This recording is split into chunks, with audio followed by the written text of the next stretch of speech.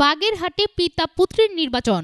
বাগেরহাটের 4 আসনে মনোনয়ন চূড়ান্ত করেছে আওয়ামী লীগ।